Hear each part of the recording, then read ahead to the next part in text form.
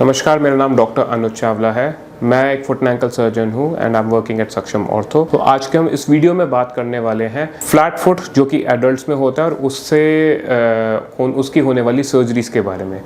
तो जो flat foot जब एडल्ट्स में होता है उसके काफ़ी सारे नाम होते हैं। सबसे पहले उसको कहा जाता था टिबियालिस पोस्टीरियर टेंडन डिसफंक्शन।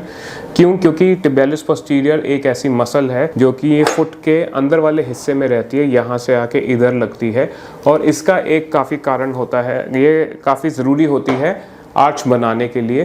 तो इसका अगर ये टेंडन या ये मसल ख़राब हो जाए तो उस खराबी की वजह से फ्लैट फुट होता है, इसलिए इसको टिबियालिस पोस्टीरियर टेंडन डिसफंक्शन कहा जाता था। उसके बाद पता चला कि ये सिर्फ इकलौता कॉज नहीं है, तो उसको अडल्ट एक्वायर्ड फ्लैट फुट कर दिया गया और अभी लेटेस्ट है progressive collapsing foot deformity. Because बहुत बारी लोगों को बचपन से ही फ्लैट फुट होता है और वो धीरे धीरे करके प्रोग्रेस कर जाता है। बट ऑन एंड ऑन जो फ्लैट फुट है इसमें हो क्या रहा है, इसमें आपके जो सॉफ्ट टिश्यूज़ हैं और आपके जो लिगामेंट्स हैं, टेंडन है और जो आपकी हड्डियां या आपके जॉइंट्स हैं उसके लेवल पे कोलैप्स हो रहा है और उस कोलैप्स की वजह से पेशेंट को फ्लैट फुट बन रहा है।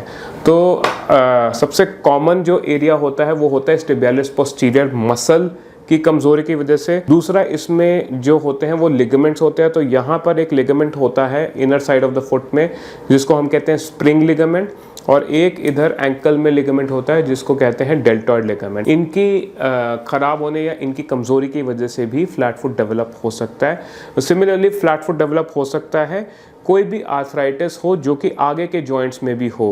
जैसे यहाँ पे हम कहते हैं एक नेविकुलर यूनिफॉर्म जॉइंट होता है और एक लिस्फ्रैंक जॉइंट होता है। तो यहाँ की इंजरीज की वजह से भी फ्लैट फुट डेवलप हो सकता है। तो इनका कोलैप्स भी एक कारण है फ्लैट फुट का। साथ ही साथ फ्लैट फुट में हील जो है, आपकी जो एडी की बोन है वो काफ़ी ज़्यादा टेढ़ी हो जाती है क्योंकि इनर सॉफ्ट टिश्यूज़ जो है, अंदर के सॉफ्ट टिश्यूज़, उनका रिस्ट्रेंट खत्म हो जाता है। तो ये पैर जो है बाहर की तरफ डिविएट होने लग जाता है जिसको हम हील वैल्गस डिफॉर्मिटी कहते हैं। तो ये सारी की सारी जो डिफॉर्मिटीज़ है, ये सारी की सारी जो परेशानियाँ हैं, इसी को ही हम सर्जिकली करेक्ट करते हैं अगर हमारा नॉन ऑपरेटिव ट्रीटमेंट फेल करा है तो। But again I would like to emphasise कि first line of treatment in most of the flat foot is a non operative treatment जिसमें दवाइयाँ, फिजियोथेरेपी वगैरह दी जाती है, और अगर उनसे सही नहीं होता तो हम सर्जरी की बात करते हैं। सर्जरी जब हम करते हैं तो सबसे कॉमन जो प्रोसीजर हमारा होता है वो होता है जो भी डिफॉर्मिटी और जो भी कॉजेटिव स्ट्रक्चर है उसको हमें रीइंफोर्स करना या उसको ठीक करना। तो सबसे कॉमन एक होती है जो हील जो है वो बाहर की तरफ होती है। तो हम इस हड्डी को काट के, एडी की हड्डी को काट के इसको अलाइन करते हैं जिसको हम कहते हैं कैल्केनियल ऑस्टियोटमी। ये कैल्केनियल ऑस्टियोटमी जब हम करते हैं नॉर्मली एक बड़ा सा कट देते हैं, लेकिन अब क्योंकि मैं मिनिमली इन्वेजिव सर्जरी कर रहा हूँ या MI सर्जरी हूँ तो हम एक छोटे से कट से, जो कि यहाँ पर होता है लगभग 1 सेंटीमीटर का, उसी से ही हम हड्डी को काट के और उसी से ही अलाइन कर देते हैं और फिर उसको एडल्ट्स में हम 1 या 2 स्क्रूज उसके अंदर डाल देते हैं उसको अलाइन करने से। जब इसको हम अलाइन करते हैं तो जनरली सॉफ्ट टिश्यू जो काफ मसल है उसका पुल भी थोड़ा अंदर की तरफ हो जाता है, तो ये डिफॉर्मिटी को वर्सन होने से रोकता है और ये करेक्ट भी कर देता है। अंदर के स्ट्रक्चर्स जो कि हमारे डैमेज है उसमें हमारी टिबियालिस पोस्टीरियर मसल होती है, अगर वो डैमेज है तो उसकी हमें सफाई करनी पड़ती है, डिब्राइडमेंट करना पड़ता है और कई बारी उस टेंडन को हटा के एक दूसरा टेंडन लगाना पड़ता है इधर। वो टेंडन जनरली होता है एक FDL टेंडन या फ्लेक्सर डिजिटोरम लॉन्गस, जिसका काम है कि ये उंगलियां जो हैं वो उसको ऐसे नीचे बेंड करता है, तो वो हम मसल लेके हम इसमें लगा देते हैं। जो स्प्रिंग लिगामेंट है या जो डेल्टॉइड लिगामेंट है, अगर वो स्ट्रेच्ड आउट है और वो जो है हमारा इनकॉम्पिटेंट हो गया तो हम उसकी भी रिकंस्ट्रक्शन सर्जरी या उसको भी हम रिपेयर करते हैं। जो सबसे ज़्यादा न्यू या आधुनिक टेक्निक है वो उसमें हम स्प्रिंग लिगामेंट रिकंस्ट्रक्शन करते हैं यूजिंग स्पेशल सूचर टेप्स या स्पेशल टेप्स और स्पेशल इम्प्लांट के साथ हम स्प्रिंग लिगामेंट और डेल्टॉइड की रिकंस्ट्रक्शन करते हैं। तो ये भी हमारा काफ़ी ज़्यादा कॉमन प्रोसीजर है। एक और प्रोसीजर होता है जब पैर डिविएट होता है उसमें, जिसमें कि हम कैल्केनियम लेंथनिंग कहते हैं, लैटरल कॉलम लेंथनिंग कहते हैं, जिसमें हम यहाँ से हड्डी को काट के उसके अंदर आपके जो आइलियक क्रेस्ट या हिप बोन है वहाँ से ग्राफ्ट लेके अंदर डाल देते हैं और फिर इसको स्क्रू से फिक्स कर देते हैं। ये प्रोसीजर मैं जनरली प्रेफर नहीं करता क्योंकि इस प्रोसीजर के बाद कभी कभी आगे के जॉइंट्स में स्ट्रेस ज़्यादा पड़ने की वजह से आर्थराइटिस होने का एक रिस्क होता है। तो ये ऑल इन ऑल होता है पेशेंट जिनको आर्थराइटिस नहीं हुआ है।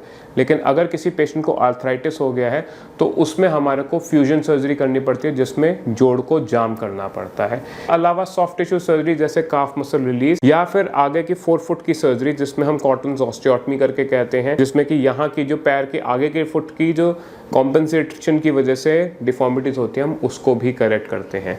अगर कोई और पर्टिकुलर कारण है जैसे कि नेविकुलर क्यूनिफॉर्म जॉइंट जो कि आगे का है उसमें सैग है या आर्थराइटिस है यहाँ वाले जॉइंट्स में, तो उसको हम करेक्शन करके उस जोड़ के भी जाम करने का हमारा प्रोसीजर होता है। तो ऑल एंड ऑल ये काफ़ी ज़्यादा कॉम्प्लेक्स है और मैं कहूँगा कि 2 फ्लैट फुट की सर्जरी कभी भी सेम नहीं होती इन एडल्ट फ्लैट फुट। तो अगर आप की जो भी कंडीशन है उसमें हो सकता है कि आप अगर 2 डॉक्टर्स को दिखाएंगे तो उन दोनों डॉक्टर्स का ट्रीटमेंट प्लान डिफरेंट होगा। बट ऑल एंड ऑल जितनी भी मैंने सर्जरीज बोली है हमारी सर्जरी जो है इन्हीं के अराउंड ही रिवॉल्व करती है। कौन क्या करता है वो कई बारी लोग डिफॉर्मिटी के ऊपर डिपेंड करते हैं और कई बारी सर्जन की अपनी प्रेफरेंस के ऊपर होता है। कोई भी हम सर्जरी कर रहे हैं, अगर हम फ्यूजन सर्जरी नहीं कर रहे हैं, जोड़ को जाम नहीं कर रहे हैं, तो उसमें हम एक्सपेक्ट करते हैं कि आपकी पूरी की पूरी मूवमेंट आ जाती है। लेकिन अगर हमें जोड़ को जाम करना पड़ता है जो ट्रिपल आर्थ्रोडिसिस या डबल आर्थ्रोडिसिस, तो उसमें एंकल के ऊपर नीचे की मूवमेंट तो प्रिजर्व्ड रहती है लेकिन अंदर बाहर की मूवमेंट नहीं रहती है। एनी सर्जरी इसके बाद एक पोस्ट ऑपरेटिव पीरियड होता है जिसमें पेशेंट को रेस्ट लेना पड़ता है। ऑन एन एवरेज 6 वीक्स का रेस्ट रहता है in the form of plaster, जिसमें पहले कच्चा प्लास्टर होगा जिसमें ड्रेसिंग्स होती हैं, टांके कटते हैं और टांके कटने के बाद हम पक्का प्लास्टर देते हैं। बट टोटल 6 वीक्स के लिए रहता है। उसके बाद हम उस प्लास्टर को हटा के एक रिमूवेबल बूट के साथ हम पेशेंट को चलाना शुरू करते हैं और फिजियोथेरेपी शुरू करते हैं। Total recovery for any such kind of flat foot surgery या complex flat foot reconstruction surgery can vary from 3 to 6 months. तो 3 से 6 महीने लग जाते हैं पेशेंट को रिकवर होने के बाद। फाइनल आउटकम जो है वो आपको अपने डॉक्टर से ही पूछना पड़ेगा, बिकॉज वो इस पर डिपेंड करता है कि आपकी सर्जरी एग्जैक्टली हो क्या रही है। क्योंकि फ्यूजन के बाद आप थोड़ा सा स्टिफनेस, स्पेशली जब उबड़ खाबड़ जगह पे जा रहे हैं, वो आप एक्सपेक्ट कर सकते हैं। तो अगर आपको फ्लैट फुट है और आप उस फ्लैट फुट की वजह से परेशान है और आपको उसमें दर्द आपको परेशान कर रहा है और आपने सारे के सारे नॉन ऑपरेटिव ट्रीटमेंट्स ट्राई कर लिए और फिर भी उसको आपको रिलीफ नहीं मिल रहा है, तो आई एम श्योर आपको ये वीडियो पसंद आएगा। Thank you very much.